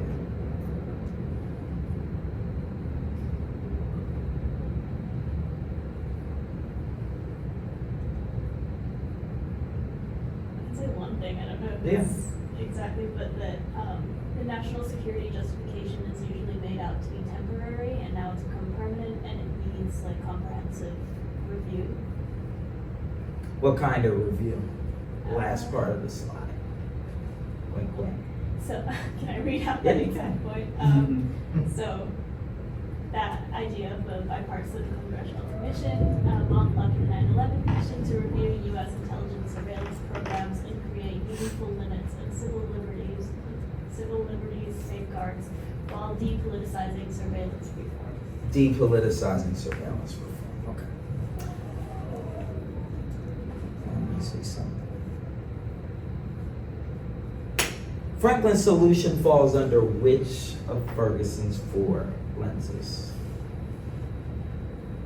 Told you it had those lenses handy. You're gonna get caught for the rest of the lecture. The technocratic one. Why so?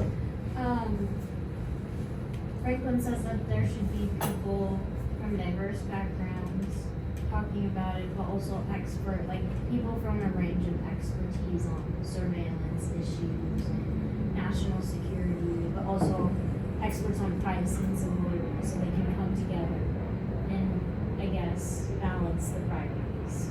So we got another technocratic solution, right? Technocratic, got it. Excellent. Will it work? Why or why not?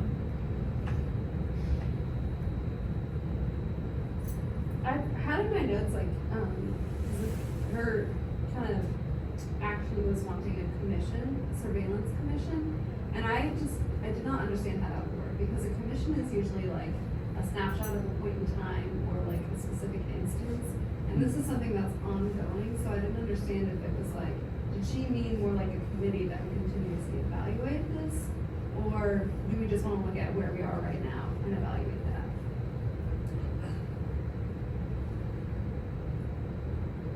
The answer isn't explicit in the text. And give me examples of other commissions. Your point is valid. So like the 9/11 commission Yes. and the January 6th commission. Yes. We're all like evaluating an event that happened. Great two commissions.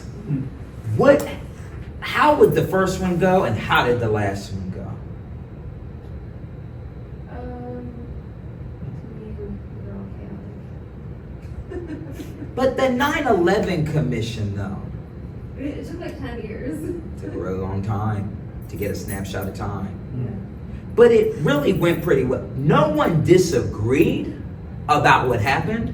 We just wanted to know every detail of what happened so it could never happen again. January 6th, I mean, we all saw what happened, but we disagree on it. She uses a word that she says this will do. What is this word? Depoliticizing. How does a commission depoliticize something? In theory. Every word is important. Every word. Well, wouldn't you ideally have people from both parties on a commission, sort of, at least chairing this commission, looking into an issue, so it can kind of appear to be a bipartisan effort? Yeah, and linking it to like a common safety need for everyone, so it's like non-political because it affects everyone's safety, security. So on 9/11, I talked about everyone saw it, right? This was a catastrophic event where we all just felt unsafe. Like everyone felt unsafe. Okay. January 6th was a different event and a different time. Was it depoliticized because they made a commission? Why not? It was so political and it remains. It was political. Yeah. The whole thing was over politics. Well, damn. Okay? So how can you depoliticize politics? Okay. So when we talk about national security reforms, we have these two examples, the two I wanted you to say, of commissions. The purpose of a commission through time was always to depoliticize. There have been more than 2 commissions in the lifetime of the United States. There's been about 39 of them, okay? Most of them were political, but there were some that were, right? McCarthyism, right? Things like that. So commissions weren't always bipartisan and friendly and fair. So I'm gonna ask, will it work? Let's say you take a snapshot in time. I'm going to generously interpret what she was saying to answer your question. It's a very good question.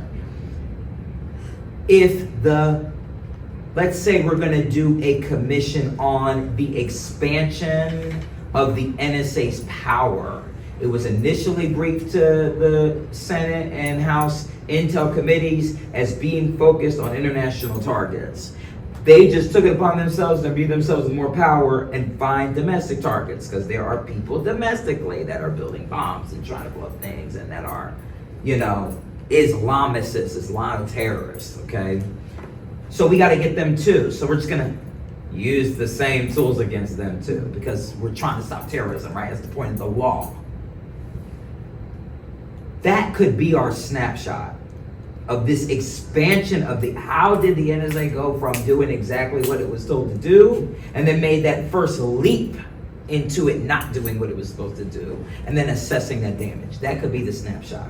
But you raise a very great question that we have to assign. I'm assigning that meaning to what she says to fit it in your definition, which is correct, of what a commission is. It analyzes a snapshot of time and really shares with the people what happened so that law can be made around it, so that there can be a comprehensive tri-branch governmental response, and that there is a record of what happened. The January 6th Commission is falling apart because there's no consensus as to what happened, even though we all saw it. The funny thing is technology is allowing us to see all of these things in real time. But our political climate has evolved to a place, we just use different words to explain what we saw, because there are good people on both sides, right? As with surveillance. Okay, I'm gonna skip through this very quickly. Doss, April Doss. She was my boss for about a week, okay, at the Institute for Tech Law and Policy before I left, literally submitted my resignation before she got there. But she is one of the leaders on national security who has passed through Georgetown, right? She served at the NSA as their chief counsel for many years. She's a very brilliant person, right? And it's someone who thinks about this. Her paper on data and national security, she's like, look, lawmakers tend to view data stuff and national security stuff through two different lenses. But we need to look at them in a different way, maybe together for the first time. And we might come up with something cool and interesting, right? She poses a nexus of how personal data creates risks for both privacy and national security. Think about election security and the Russian interference in 2016. How might that talk to me about what happened in 2016 with Russian interference and why it was a nexus between privacy and national security? Somebody talk to me about that. What happened? What did Russia do in 2016? I was in the Senate when the commission was creating this report. I know they had Facebook bots that were spreading misinformation. Okay, what else? Yeah, I'll give you more details because I read the report. There were these polls. How many people were on Facebook in 2016? Oh my God, how old were y'all in 2016? I don't want to ask. Okay, what was happening is there were these polls. What do you think about Hillary Clinton? What do you think about Donald Trump? People just filling out the polls. I think she looks like this. I think he looks like this. I think they, right? Just filling out these things. What color do you think they wear, right? Red or black or brown or red or blood? Why? Okay, these random polls. They were Russian bots that were just sensing people's public opinions. And then they were really using that to fuel an entire influence campaign and making the viewing public who's seeing the same two candidates say the same things, but imbue it with such a visceral reaction to where we can agree on what was said, even though we heard the words that were said, right? It was really the beginning of the modern breakdown of the politicization we have now. That has never gone away. It is very important. But it was done by a foreign adversary exploiting personal data. So Doss is saying, it's just the first example on the slide, I won't go through them all, that lawmakers have been looking at this wrong. You think national security stuff is about the big bad NSA and that's it. And then you think, oh, California's consumer privacy law about health data or mental data, right? It's like, oh, that's a separate thing. She's saying they're not separate things. And if we treat them as separate things, we're gonna get separate laws that work against each other and they don't fit. But if we think about them together, they might, okay? On down to cybersecurity threats, right? Foreign counterintelligence, Russia and China stealing personal data, right, from government entities and major corporations, as well as domestic terrorism groups like January 6th she mentioned. Okay, on and on, right? Her recommendations. What are some of the recommendations? Just read them for us so we have them on our mind for the next question.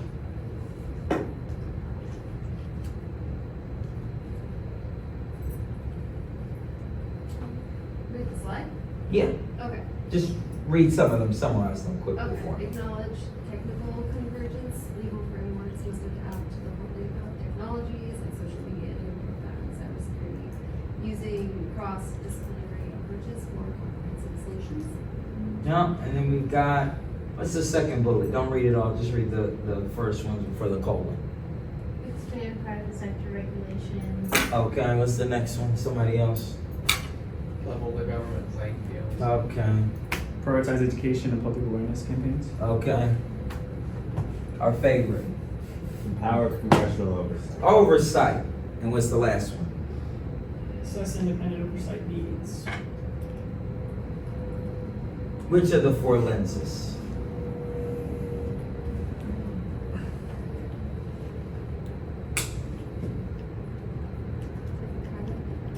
Why? Because it lines up with the solutions, you said the technocratic solutions and Yeah. legislative responsive congressional oversight. It's a playbook. Okay? All the technocrats work in government, let me tell you. Okay? Worked with them for a long time. Probably consider me one at one time. Isn't that also part of the trust lens? Where you're meant to kind of trust the government, trust Congress? Now, the trust lens says trust the Okay, police. so specifically. Interesting. But we did agree that the police is an extension of the government, right? So I mean, are you saying this will wait? But then oversight is a cute way of saying, okay, y'all, there's been a problem. Lock yourselves in a room and police yourselves and figure it out. Right? We don't have to hear it. We trust you. Right? You're right. But I do want to narrow that the lens applies particularly to the police. We trust the police with any tech that they use because they wouldn't harm us. They're there to help us. They're there to protect us and our property. Is there like a framework for trusting the government specifically? Not Ferguson. Okay. I think we do that by default. It's called social contract. But yeah, right. Okay. Yeah. Just what you said. What's your name? Me? Yes. Kelly. Kelly. Just the buzzwords. Okay. I just highlighted all the buzzwords that are the lens. This is the technocratic lens. Okay. Would Ferguson agree with Dawson's analysis? Why or why not? Let's get the text in conversation with each other.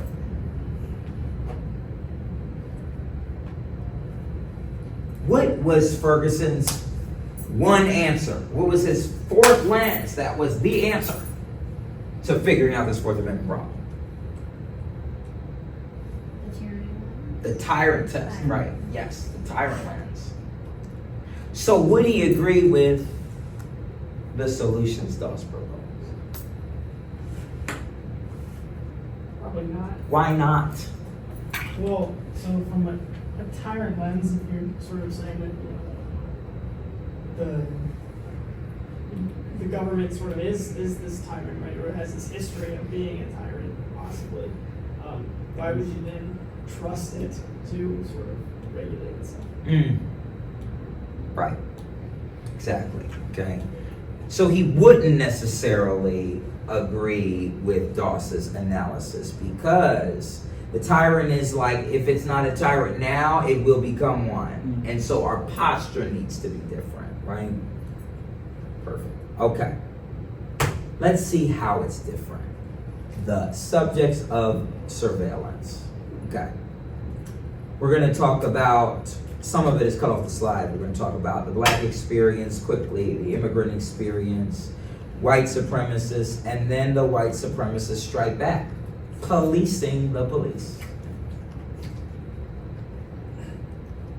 Somebody read, has anybody ever read the 13th Amendment? Somebody read it for me now.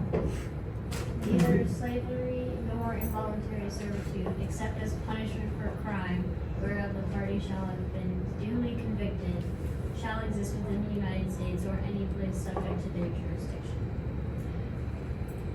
Now, it would have been cute if it was lines 1, 4, and 5. Right? What does lines 2 and 3 do?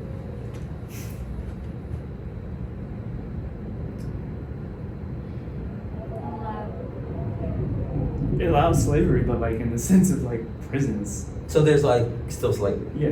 Like, And there literally is, yeah. It also incentivizes conviction of people if you want like people to be working for free. and how do we convict people? This That's is getting simple. good now. What do we do, Professor? I think you said what you said was cynical. I think it's simple. It's cynical. I don't Oh. think that means that it's like I thought this you is said what it's it was cynical. intended for, but I think that if a prison, because prisons are private, Not all of them. Not all. some of them, Yeah, yeah. the fact that there are private prisons that can benefit off like providing labor to like third-party contractors, there are prisons that can benefit off making goods, things like that. Let me disagree to help you. Okay. Okay, so the public prisons. Still slavery, Yeah, okay. but even there, To the benefit of the government. Slavery. involuntary servitude, just like it's a reason to, if you want to like have, if there are jobs that exist in society that other people will not do, and you need someone to fill those jobs, all of a sudden you have this way and these people who you can contract, like not contract, but like in that, there's another word for it. No, that contract works. Like, Contract, at its yeah. base meaning. Thank you. But like, you have these people who you can make do the labor, and like that's just, it is an incentive for the people who are going to think like that, because I can say that and I'm against this, and there's definitely going to be people who are for this who will use it. And to add on, I think it incentivizes them and also justifies their actions as well. Yeah. I think you said something in the beginning about how they wrote this and it wasn't their intention. I do believe it was their intention. Yeah. I made that very clear in the beginning of this class. I think it was their intention when they wrote this in that way. Case in point, when this was written, when did slavery actually end? It wasn't until years later. Okay. So we y'all teaching for me. I'm just a slide clicker at this point. So in the article written by Isaiah Scott, he talks about, right, the evolution of anti-black surveillance. We saw it in the video, but he gives it particular lens in text. He goes through movements of black history and marries them with the kinds of surveillance. The police work, the surveillance apparatus in particular, and the institution of the police were created to surveil and enforce, right? During and for the purpose of slavery for a really long time. Okay? What that meant is slave patrols, the precursors to the modern police departments, and their purpose was to prevent rebellion, escape, any kind of group cohesion and coordination. And in particular, he talks about the managed network of runaway ads, where they would share information with jurisdictions when enslaved people would escape. So they knew the height, the weight, the look, a little photograph of what the person looked like, a little stick figure to say, if you find this person walking around, Jimmy, arrest Jimmy and bring him back to the Albertson plantation. Okay?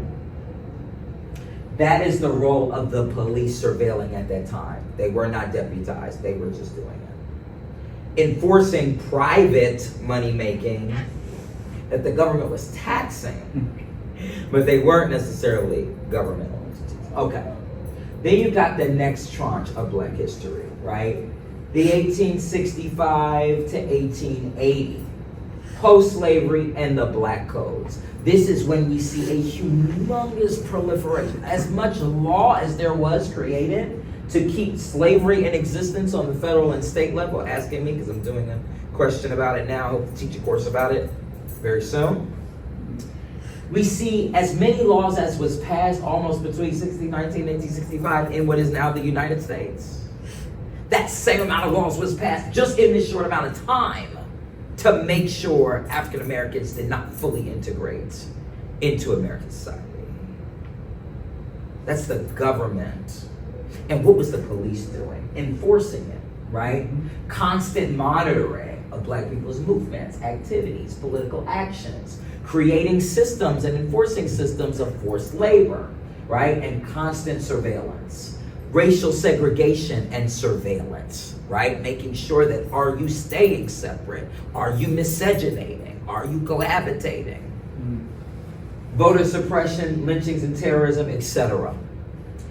In this time, we also see the likenesses of vigilante groups rising, right, in the Jim Crow era, the KKK. But we see the KKK becoming policemen, becoming governors, or bull connors, right, as the archetype, popping up all over southern states where they're both members of the KKK with explicit bias against these particular people that are literally creating networks of police departments that pretty much enforce black codes, right, and segregation laws. That was policing at the time. Then we see the civil rights era. Many people want to say that was the state, but you got Brown v. Board, and you got all these desegregating things, and the feds were really trying to make it better. Democracy was young. Oh shit, no, the feds were also creating a mass surveillance system of black activists. Every African American movie star, political activist, Martin Luther King, the Black Panther movement, Aretha Franklin, Joe Frazier, everybody you can imagine. No, I'm serious. We're all under surveillance. Why? Why? By the FBI. Why? It's a hint on the slide, but think about it practically. Why? Why does the government care what a singer thinks? To stifle political activism? Yeah, political activism. Why? Because nothing is apolitical. But why else? That's a very simple left-leaning, right? Amen corner answer. Why? Look at the history. Why? To prevent disruption to the pre-established status quo. To stay in power? Fear of change. Fear of them. Also fear of. Yeah, also fear of them. And property. Why would I say property?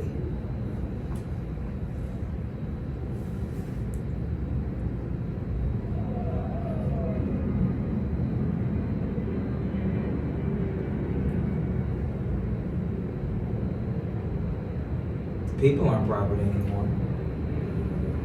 So what's at stake? This is a stab here, but are we talking about like neighborhoods and family values? Real estate is property. What other property is at stake if these people just go gallivanting all over the U.S. and getting jobs and getting money and doing stuff? Businesses? Businesses. And why would we be mad that a black person wants to start a business? Okay, who cares? Competition? Better business? What else? What other kinds of property? I have a really controversial one. Say it. Women. I've seen a lot of things about how white men in particular felt incredibly threatened by their wives or their daughters or like any women that they knew. Just even like speaking to a black man like that. Property may not be the subject of the surveillance, but to keep the subject of surveillance away from what they perceive as their property. Then you have another era, right? The drug wars and gang databases, he mentions, okay?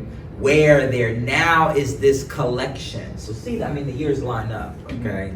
Where now there's this mass collection. But what was the loophole of the 13th Amendment?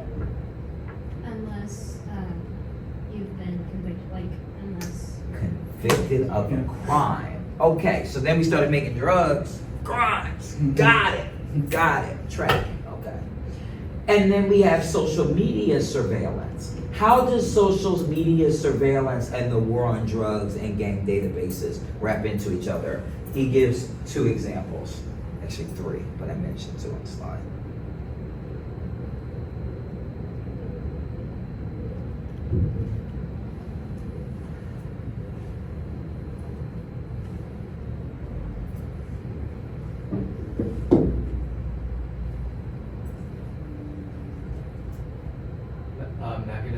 surveillance and control is a quote from the text. So social media allows an unprecedented level without necessarily in these cases like having to screen for accuracy, but just a way to control, and a way to sort of, in the same way that gang database is almost just like an updated sort of like 20th century. So essentially, we now can like improve our gang database we've been building for decades with social media. And if you're friended or befriended to a couple of drug dealers, you're guilty by association, right? And we can investigate you. Got it. When did the war on drugs end? It didn't? Well, you mean like who won? When did it end?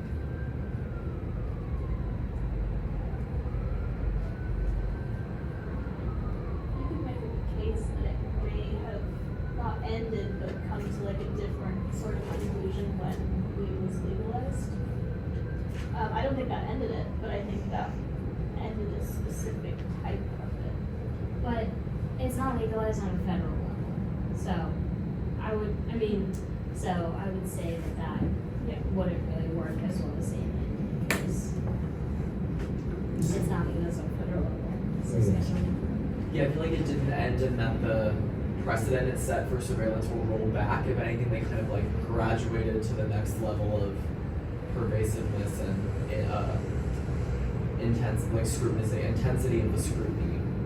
So it didn't necessarily end, it just like expanded, so it wasn't just specific to drugs anymore, it was just more generalized with social media. These slides have end dates, right?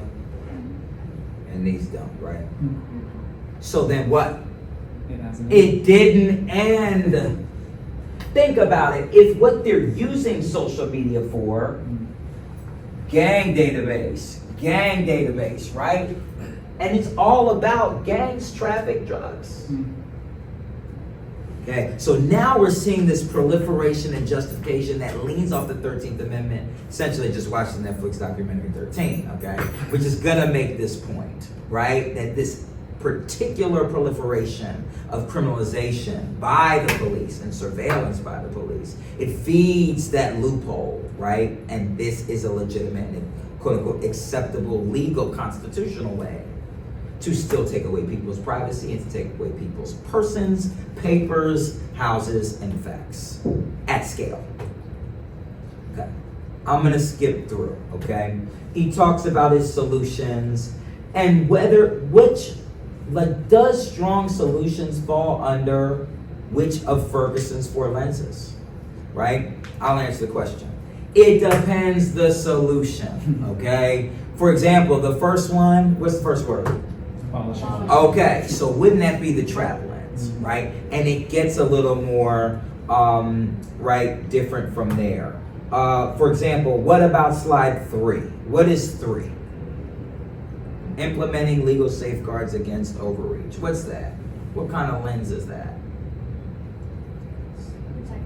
A technocratic lens, correct. Okay, so his is a little more bifurcated and different, but to the point, for the most part, I see a lot of technocratic. There's some tyrannical stuff here, right? I would say like reparative justice for armed communities, rethinking political activism suppression, and for that, he recommends, something called injury in fact, okay? We won't cover it now, but that's a legal concept we can talk later, right? About a standing presumption against police surveillance in black cases for hundreds of years of evidence that, right, that kind of unconstitutional surveillance was particularly anti-black. Okay, got it. All right, immigrant experiences. Here are a number of slides to show you about the laws that support immigrant experience, right? Then I asked you guys to listen to the Terry L. Arbery story. Very interesting and impassioned story. It's a New York Times daily podcast episode. I highly recommend you to listen to it if not. He is an African American and Ethiopian American man who worked for the FBI. And when he found out that the FBI was essentially doing post 9/11 surveillance of immigrant communities in a way that was totally unconstitutional, he blew the whistle, Okay, he blew the whistle and he's still in jail. I think he gets out later this year if he's not already out. Okay, but listen to it. It is fascinating. He gives details, all right, about what he was asked to do, how he, as a Muslim American of Black experience, right, was tasked with targeting his own people with illegal surveillance.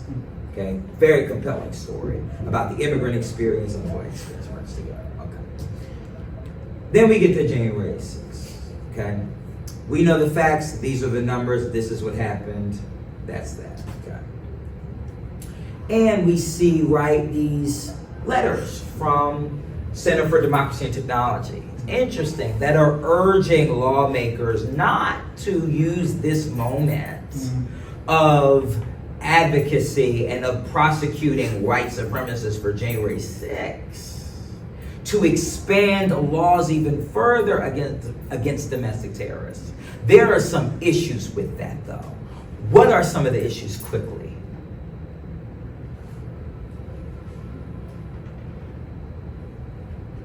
Well, I was thinking, like, they talked about how Jan 6 didn't happen covertly. I mean, yeah, it happened, like, the planning was very obvious, we should have caught it. And so, but that doesn't mean a Jan 6 couldn't happen in the future, that is very covert, which could, like, motivate expanding surveillance. And you would want to prevent that. So they're saying this was an investigatory catastrophe failure. The police already have the powers to do what they're supposed to do, right? And like they just didn't use them. So don't give them more powers to like do what they should have did to prevent it. Okay. Yeah, and it also goes back to the issue of consensus that we talked about, with difference between 9/11 and January 6th, where sort of on 9/11 when it was Muslim immigrants, it was everyone agreed. And then on January 6th, it was white supremacists. And then I was reading these and it was all like, well, let's not be too hasty and you know, coming for that. They got Fourth Amendment rights. Wait a minute, right? In this particular case, with this gentleman right here, he was accused of doing what they did, right? Going in the Capitol illegally and trying to prevent, right, the certification of the election. Okay. He did something interesting in his case, though. He questioned on Fourth Amendment grounds, the surveillance mechanisms of this protest. Where else have we heard tonight about the government surveilling protests? Civil rights. Civil rights. COINTELPRO. They're taking the playbook. We were just protesting. So now you're going to use the law against people who protest? Well, check out Intel Pro. It's happening for like 30 years straight. Okay, I'm just saying. Okay. So, what would Isaiah think about the Fourth Amendment protections of the January 6th attackers? And if y'all don't mind giving me just 5 more minutes to wrap up. Is that okay? What would Strong think about the Fourth Amendment protections for the January 6th attackers? Not subjectively, thinking about his objective proposals. He says something about how people can use movements that have been created based on like protecting the rights of the white majority or like just in general the white populations, and then use them to protect the minorities who were already affected by that but hadn't been in the spotlight already. So what is Ferguson saying about the tyrants? Well, if we give them that power, they're just going to use it. Or use it towards marginalized communities anyways. Or he's making the theoretical point to which Isaiah is making the actual point, right? Is that previous movements, right, that were meant for bad things but were protected. We can use the rationales for those protected to protect the movements we're trying to make for social justice and access and inclusion. And then you have the wraparound too, okay, in the very beginning, when you pit Ferguson against right, the right-leaning and the left-leaning perspectives. One is saying, oh, you just need the text. The text does the work. We gotta explain what those words mean, right? And so the left is saying, let's add more words to make sure that the original words get interpreted properly, right? Okay, this is very interesting. We did that. I'm gonna give you my final thoughts, okay? I've been pushing y'all with an agenda. Gigs up, now you know my agenda, okay? The Fourth Amendment text presumes against government surveillance, period. The left and the right don't really disagree on the Fourth Amendment substance and textual meaning, really in theory. Just its application. Laws are meant to be applied. So legal study is not just about the words, but about the enforcement of the words. How do the words apply? And Ferguson's tyrant test is a great analytical tool, but legal schools disagree on who the tyrant is in any given case. Case law has carved over 40 loopholes into the Fourth Amendment, which is really why textualism doesn't count, but it's why the right, Cato, is making this textualist argument. These are the 40 limitations that I could find, and states have even more. All these ways of trying to chip at the warrant requirement, trying to chip at the oath and affirmation requirement, trying to chip at what's a search and what's a unreasonable and not unreasonable and unreasonable and unreasonable in retrospect, okay. So do we even have a Fourth Amendment anymore is a really good question. Law enforcement and their government surveillance apparatuses do originate in slavery and have operated for the exclusive purpose of enforcing slavery for over 200 years before we've merged them into what we say and professionalized them into what we see today. And the 13th Amendment loophole does in fact sustain slavery and slave era surveillance against Black Americans in particular, not exclusively, but in particular. America has a long history of our buzzword, xenophobic laws and applications of national security laws. These are a few of them, and the last two are very recent. These include xenophobic laws like the 2017 Muslim ban, which was an executive order, or the 2019 public charge rule that rejects poor immigrants, or immigrants from bad or S-hole countries like Haiti. And the Fourth Amendment rights and due process being afforded to January 6th defendants is textually how the Fourth Amendment should work. And that's the problem. We agree on the protections, but we don't agree on who deserves them. And with that, I rest my case. Thank you, guys. I got some recommended reading. Shameless plug for my first piece I wrote a few years ago.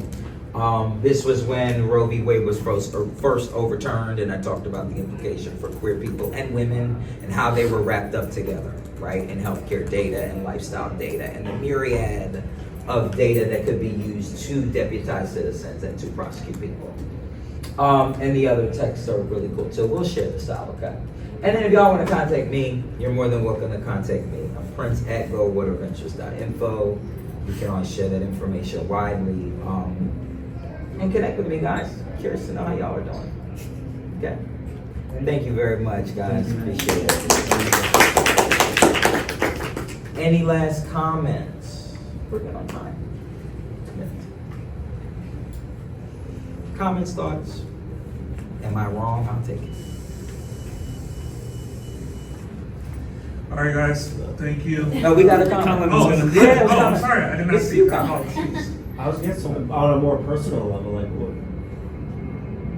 you in the space and roles that you inhabit, like how do you see yourself, right? You have a stance that it seems like you feel strongly about, and it's a very important thing. Like what, for you, what does that look like to your life? I know that's a more personal question. Yeah. This is a very interesting question. I'm gonna give you the professional answer, and then I'll give you the personal answer, and then I'll give you the professional answer. Do you want this on tape? Do you want this recorded? Yeah, I don't mind. Okay. Yeah, thank you for that. No problem. The personal answer is, I remember one day, and I think this is really true. Everyone we read is a technocrat, and that's the problem. Okay? Only technocrats are writing about it. And I wanted to really spend a lot of time on that technocratic slide because I want you to be more leery about technocrats. You're perfecting the apparatus of surveillance. You're not critiquing its origins and its purpose and how it's being executed. And you can use words like fugitive and slave in 1619 and 1823 and 1862, right? But then that word becomes immigrant in 2001, or terrorist, or right, like young black teenager that's bothering the neighborhood in 1971, or a drug dealer, right, in 1971, right? And so you're right, the eye of the surveillance changes, but it's oppressive use against people wholesale. It's not, right? And I remember being in a meeting with a bunch of technocrats where we were trying to figure out, okay, how are we gonna change this law and da-da-da-da. And I stood up and I said, at the time I lived in Southeast DC. When I first moved here, I lived in Arlington. As a vet, first of all, they lied to me and told me the apartment was in DC. No, it was near the DC Metro. Okay, got it. You lied. False advertising. Okay, should have sued. Anyway, so I moved. I signed the papers. I was on a ship in Japan, so I couldn't verify it. Right, so I just signed the papers so I'd have somewhere to move when I got my leaving orders. Right, go to law school. Okay. So I moved to DC, living in Virginia. I was stopped probably 4 or 5 times for no reason. No ticket, no nothing, just surveilling me. And I said, you know what, I don't feel safe here. So I moved to the hood. I moved to Southeast DC. I felt more safe in Southeast DC than I felt in Arlington. Okay. But I remember one day we were at this meeting with a bunch of technocrats trying to figure out how to change this law, whatever. And I shared with them, literally, I did this on my way to that conference that day at the Apple store, the big one in the museum. It's by there. I said, on my way here, I walked from my house to the train station, a total of 13 blocks. I counted 13 police cameras, one on every block. I feel safe here. Now, the world says it isn't safe, right? DC, violence. There's a narrative reason why for that, right? DC's so unsafe in these areas, right? But I shared that and people were shocked, and it's like, well, you guys are always looking at the data, the objective, the aggregate, but never honing down to the individual experience. And I'm telling you my experience as a fellow technocrat, right? And I just realized that in these echo chambers of technocratic techno-speak, that's not where the change is going to come, right? The change is really going to come with the people most affected, right? That are the people that I come from. So I can still bring technocratic knowledge and know-how, right? And really empower people with like more activist knowledge and ways of really answering technocratic inquiries, right? With technocratic answers that are based, as you were suggesting, right? Altruistically, in real world experience, right? Non-technocratic speak experience. So that's my personal experience as a queer person, as a Black and Latinx person, as in some sense a religious minority, right? I deeply understand surveillance intuitively, which is why I lean the way I do in this text. Because, yeah, it's been a part of my experience, it's been a part of my life and the lives of the people closest to me, right? Professionally, there's a really cool project that I'm doing. So my firm, Cultural Sustainability Firm, we really focus on cultural programming, right? But it's not just to like throw a cultural party. It is typically African descendant, Latinx, immigrant communities and indigenous communities, excuse me, have the particular life ways, the ways that they cook, the ways that they dance, the ways that they have traditional knowledge of living. And so much of US law, Black codes, anti-indigenous laws, right, were passed to strip people's life rights away from them, people's life ways away, right? A very poignant example would be literally the Black Codes and segregation, right? Another example would be the Indian Removal Act of 1830. Another poignant and recent example would be in Canada and the US, the forced schooling of indigenous people, where you're making sure they forget their languages, making sure they forget their gods, like they have to, and then they follow that up with laws that forced indigenous children to be adopted by white people. And that's a 1956 law, okay? This is not new. So I am currently on a research journey inviting, students of various backgrounds, but particularly focusing on law students at this time, to help me essentially catalog all of the laws, right, that have suppressed cultural lifeways of these people. But how, you strip the lifeways, but they have an economic purpose, right, usually for subjugation and enslavement and utility for another class of people, right, an exploitative relationship.